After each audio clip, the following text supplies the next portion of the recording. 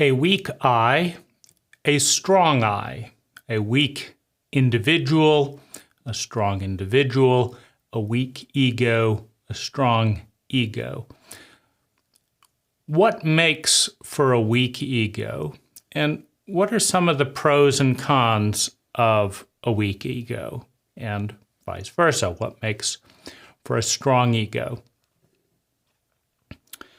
So we have the one, we have the whole,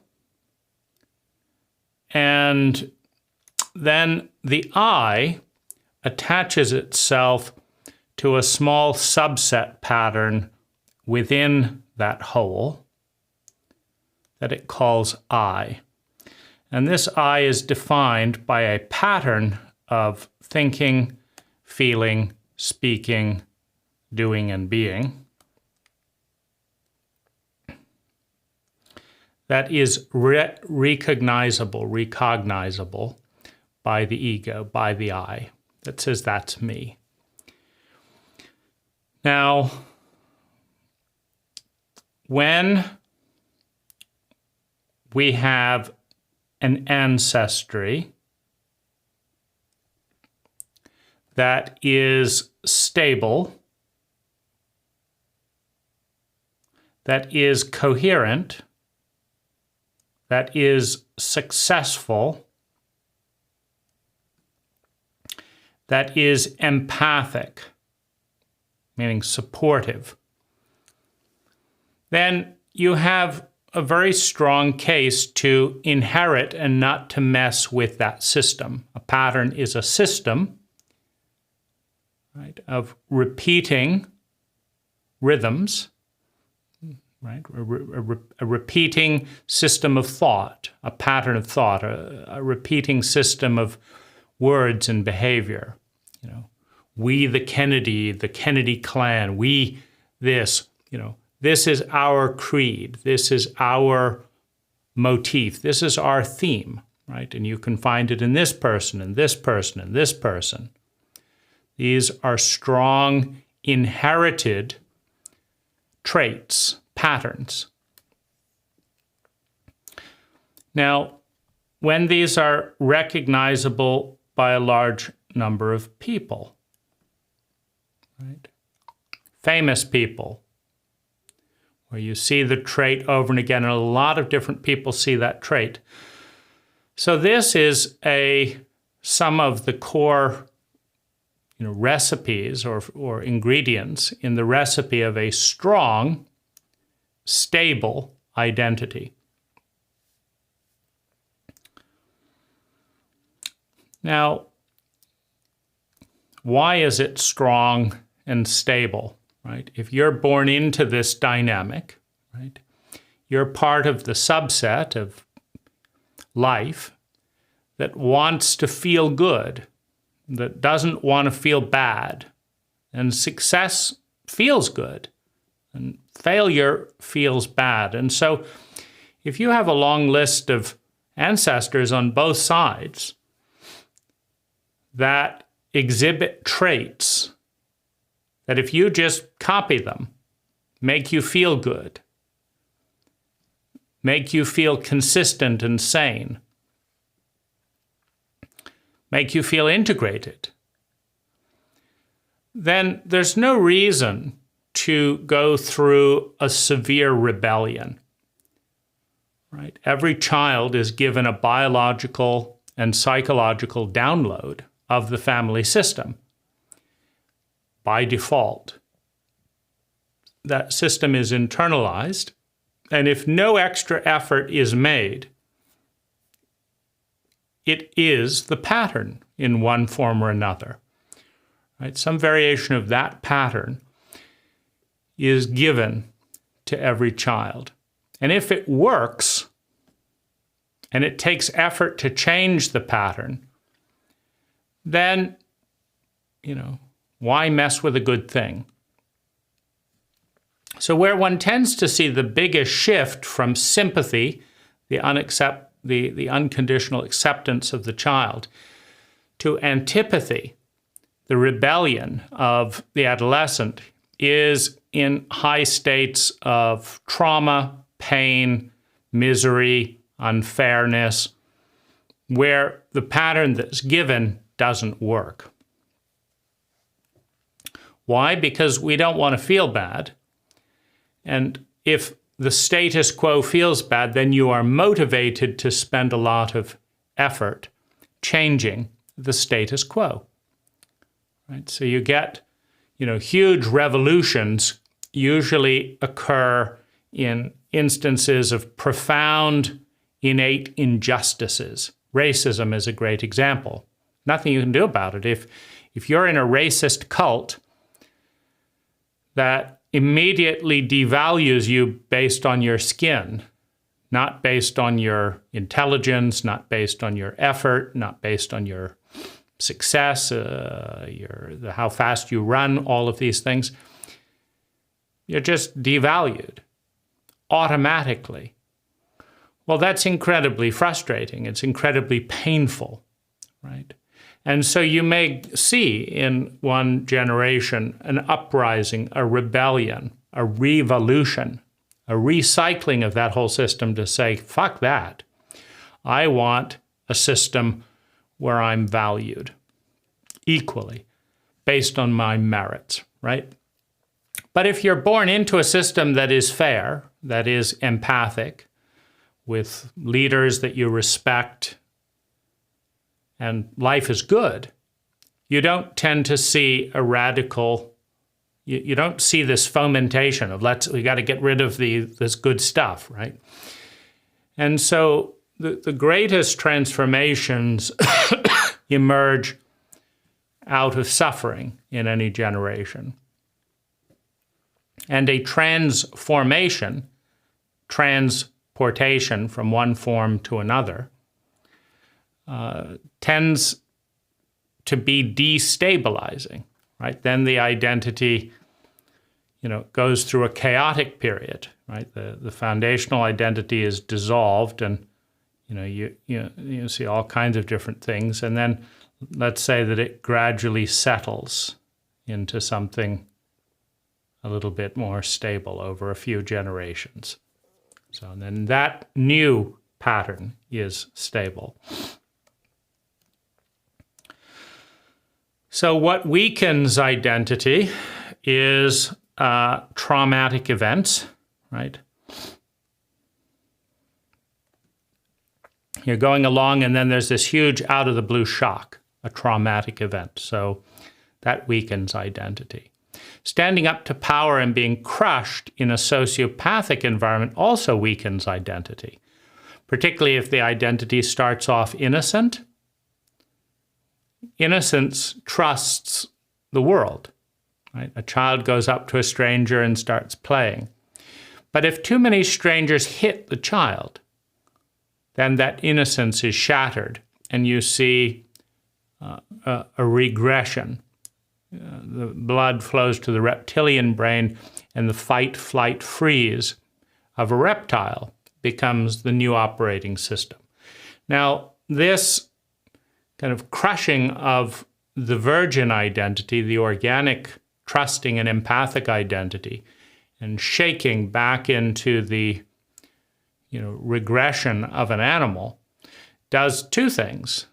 First of all, the identities are almost the opposite, being trusting and innocent, and being frightened and distrusting. Those are opposite identities. And you had to make your way from one identity to something very different. That unknown in a traumatic environment is fearful, right? So you have high fear of the unknown, high uncertainty, right? And you have a desire not to go through that again. You have resistance, pushing against that cycle. It's more chaotic. And so you have a more erratic, more schizophrenic probability field within your identity. So schizophrenia in your family system, and I'm not just talking about someone, diagnosed with schizophrenia. I'm talking about saying, we're a good Christian family. Praise to Jesus for our meals and da-da-da-da-da. And then let's go support the troops to go kill people in another country who aren't bothering us. And let's just ignore the fact that that's going against the Ten Commandments. That's schizophrenia, right? Thou shalt not kill. Oh Lord, we listen to you. And then we go and do the one thing out of 10 we can't do. And then we lie about it, right? And then mom and dad have an affair, right? Adultery. So it's like, how many are left of the 10?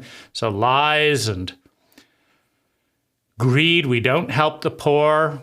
And so that's schizophrenia. And the degree and frequency of the schizophrenia. Like, are you in a family that is always schizophrenic? Right? Where it's bad to be lustful, but it's also bad to report rape, because it makes the family look bad. Where you help the meek, but beat the child. I mean, how often does this huge schizophrenic schism between what is stated and what is done, how often is that present? And then how much is it acknowledged or is it taboo to talk about? Because if you are in a schizophrenic family and you are traumatized, beaten, humiliated for talking about the schizophrenia, hello, can we just talk about the fact that you're having an affair and you're having an affair and we're pretending at this dinner table to be Christian, and we're saying it's not good to lie, but we all know that anyone who brings this up is going to be traumatized, shouted at? Could we talk about that? If that is, you've crossed the line, right? You've spoken the unspoken stupidity in our household. Right? Well, that's insanity. That's two layers of insanity. So first you have, that's three levels, right? First, we say we believe something that doesn't appear to work. Right? People do what works. Right? Wars, for better or worse, have defined a lot of the spaces and shapes today. Those mostly weren't Christians meeting and saying, why don't you take that territory? We'll just stay here, right? So if all the territories are defined by wars, but we say that we believe this, that's the first schizophrenia, right? So the first level of insanity is we believe something that doesn't work, that is out of sync with reality. Schizophrenia number one, right? Partition, layer one of insanity. Layer two of insanity is we don't do what we say we believe. We say we believe this, but we do what works, which is the exact opposite. So that's layer two of insanity, right? Layer three of insanity is we pretend it's not happening, right? Pretty crazy, right? And then layer four of insanity is we scapegoat and stigmatize and shame anyone who tries to get sane and acknowledge what's going on. So now we're 4 levels into insanity. And then level 5 is we pretend that none of this is happening. Like, everyone knows that the price of telling the truth is to be disenfranchised at the family system. But we pretend that we're this loving, healthy, wonderful family. Oh, could you pass the peas, dear? Right? Oh, thank you so much, dear. Isn't it nice that we're together again? So we're 5 levels deep in insanity. Right? This isn't nice. It's not nice at all. right? It's horrifying, right? But let's cover it all up, right? And then let's act shocked if we want to go level 6 in insanity. If someone says, this doesn't seem like a very healthy system. I'm shocked. I'm shocked. I never thought I would hear a member of this family, right? Let's breathe, heavily. This family. I never thought. What's all that about? Oh, you're killing me, right? So how many levels is that? Like 7 levels of insanity, right? So somewhere down there, there's a fork in the road where the belief, the faith diverges from reality. The meek will inherit the earth, but, well, they're not getting any of my money. And then the layers of insanity to protect the insanity, right? So that's going on, and that's not a very stable identity. But let's say that in such an identity, you have been repeatedly traumatized into doubting yourself, because one of the ways that insane family systems protect themselves or protect the system of insanity is by everyone agreeing to gang up and lash out at anyone who tries to change the system. Right? It's hurting you, it's hurting you, it's hurting you. Could we acknowledge that we're all being hurt by this family protocol? All of us. All the time. It's been hurting us for decades. And it's going to keep hurting this family system until we do something about it. Could we acknowledge that, right? Well, if the response to that is hostility, fear, denial, and then punishment, well, we're not going to invite you. You think you're so good in the family system, eh? Yeah. Well, let's just chat with you. Been out hunting today, Bob? Some of us have been doing important things. Been out hunting today, Bob? What'd you catch there, right? So our system is fine, right? It's just these troublemakers that are upsetting the system, right? So when that results then in silence and cowardice, right? It's me, I'm the one, right? If I could just stop opening my big mouth, not any bigger than anyone else's, it just sounds like you're, no, if I could just stop saying these things, then Dad wouldn't beat Mom up and Mom wouldn't be in tears and we could get through a meal together and my wife wouldn't be scowling. Why do you always have to bring these things up? If I could just fit in to the family system. Right? Why do you always have to do this? Oh, I know it's me. It's my fault, right? If I could just fit into the family system, then everything would be wonderful, right? So now we split the self. And this part of the self tries to attack the healthy part of the self.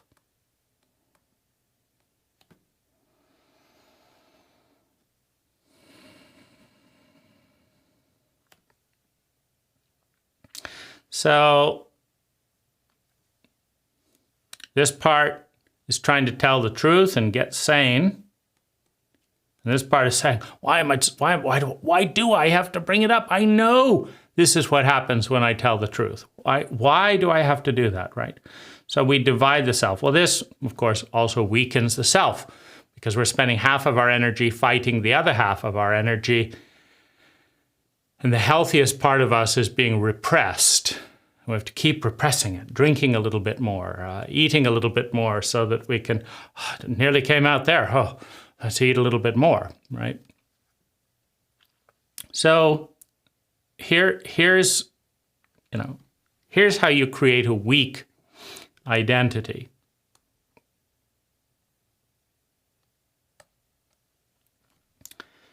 Now, a weak identity is more fragile, which means it will collapse under less pressure. Like every identity has a force field around it. And based on how much integrity and size and durability and staying power that identity has, it lasts, right? You can think of a bank account with $1 billion in it. Well, you know, maybe there's inflation, so it goes down to 800 million, and maybe in buying power, and there's bank fees, and then there's unexpected, loan payments, but it's still resilient. It's got lots of reserves. Or you have someone else that is, highly in debt, and they're very fragile, right? They're very, very close to losing it all. And yeah, it's just very, very fragile. And any little thing, one $5,000 bill would just, I can't do it. Or one visit to the hospital, now I can't pay the bill this week. Then I'm going to be evicted. Then I can't pay the moving fee. And it's a very fragile identity. So it's a very small energy can collapse it. Now, another way of looking at a fragile or weak identity is that it's very flexible, right? So you have some people that they're always curious. They're always curious, and you have, new data coming in all the time, and they're revising, right? Einstein was delighted when his theories worked or when they didn't work, and constantly revising them based on new studies and mathematical, and observations like, that doesn't seem to work. And so there's also, a flexibility that comes with, with not being too tight, in one identity. So, you can go back to, the sense of being born into a dynasty where everything's paved, right? If you'll just go work for dad in the family company, and everyone knows what to expect, and all the contacts are there, right? All the encouragement is there, and it's a good system, right? But are you going to find out who you are?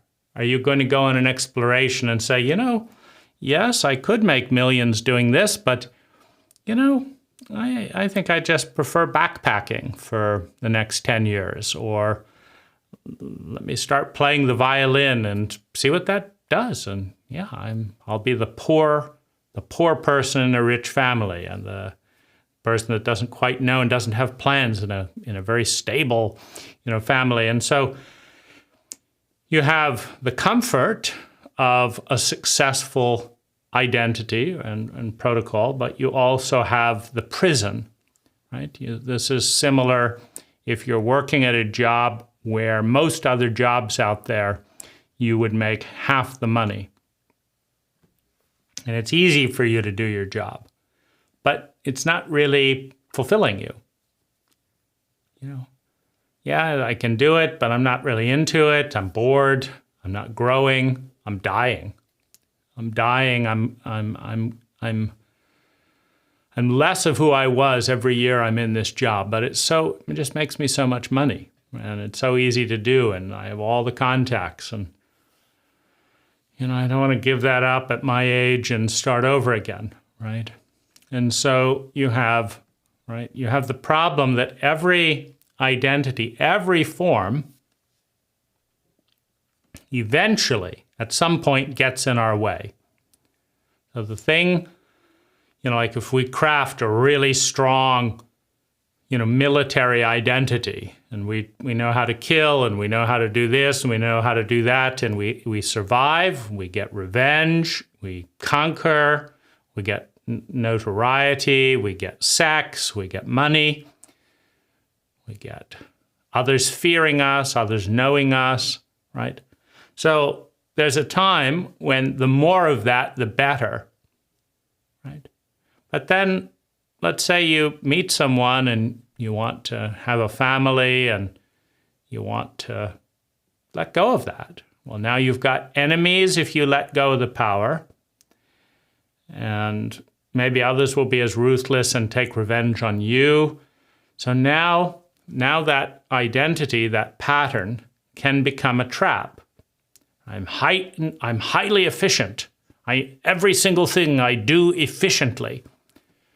Well, now I'm trying to enjoy life. And how can I be most efficient? I want to enjoy life here and then do... Yeah, no, that's not it. The enjoyment is the presence and being in the moment. I don't know how to do that, right? So there's a moment in transformation, whereas the form goes from one to the other, the more rigid we built it up, the more we have to unbuild it, right? The identity is not something we can just kind of leave there in the past, and so there are certain things that we have to do, right? In order to dismantle the old identity, we have to finish up certain agreements, finish up certain contracts. You can say, I have a stable business. I have 30 years of contracts. But then you can't just say, I'm going to go backpacking for 5 years and, I'll come back to these contracts when I return. No, you're going to be sued. You'll be deposed. Your house will be taken. Or oh gosh, I'm trapped by my identity, my pattern of thinking, feeling, speaking, doing, and being that has this nice longevity and security, but now it's become a prism. So on the other hand, right, when our identity is too flimsy and every person's criticism, like maybe I should be doing that. They said I wasn't ecological enough. They said that I was rude. Maybe I should try and be a different person. I should be like them, right? But now they don't like me, and now I should be like them, right? And so you have these two sets of problems, right? Really stable identities create stability and often eventually create a certain amount of ease. Weak identities create another set of problems. Weak identities, you're always afraid they'll be knocked over. It's like, don't look at me too much. My identity will collapse. Don't push me. I don't want to. It's like, you're going to fight me. I'm going to avoid that because I might fall over. I'm not strong enough. I'm just going to move my identity around. And so, a very strong identity, you can fill up space and people will make space for you. Right? A very weak identity, everyone pushes you around until you find a stand, right? And so it's not just that there's this small space where you can be left alone. People will then just push onto your space until you have a stable resistance, right?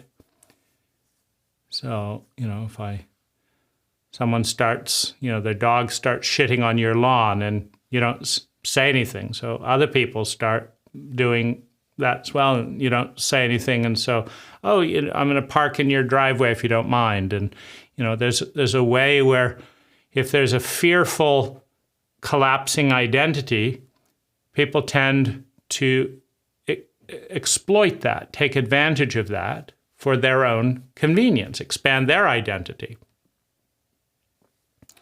On the other hand, you have a very strong identity. You have to keep defending the boundaries.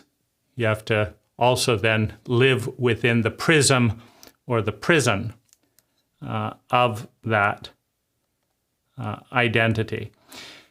And so, whatever you build as an identity will eventually need to be dismantled or transcended or moved or seen beyond, right? It's also, useful to understand that whatever we believe, right, identity has a number of foundational beliefs and assumptions, is wrong, right? If we believe people are good, right, that's an overlay onto reality. Depends on what you call good. Well, what does good mean? Well, this and this. And what is good behavior? It's this and this. You say, well, those people at that time aren't doing that. They're doing the opposite. So that belief collapses. Or if you believe that people are bad, and then you say, well, what's bad? It's this and this. And what's good? It's this and this. Yeah, but these people at this time are doing the good thing, right? So either or identities are always wrong. But there's also the fact that all identities are incomplete, all beliefs, all thoughts are incomplete. You know, you say that I am a upstanding citizen, right? It's incomplete. I am in these areas that I'm noting here when I'm doing those things. And then when I'm not doing those things, like is someone sleeping, an upstanding citizen? When I'm asleep, is that an upstanding citizen? You know, so these structures we create are all ultimately lies, these beliefs, because there is anomalous data that undermines them. Oh, I'm an honest person, except in this situation, in that situation for these reasons. I'm generous, except I need everyone to acknowledge how generous I am, right? And if you don't see how generous I am, I'm going to take it from you. Come on, you look at this and this and this and this. Okay, you're generous. So you're really taking that. Oh, finally, you admit that I'm a generous person, right? You know, I'm stingy. I won't give anything, but I give pain in great abundance. I give out pain all the time. You know, I give so much pain to people. I'm incredibly generous with pain, right? Or with fear. I bring fear everywhere I go, right? So I say I'm stingy and won't give a damn thing to anyone, but look at all the fear. I'm just sending fear right and left wherever I go. So, yeah, there it is. And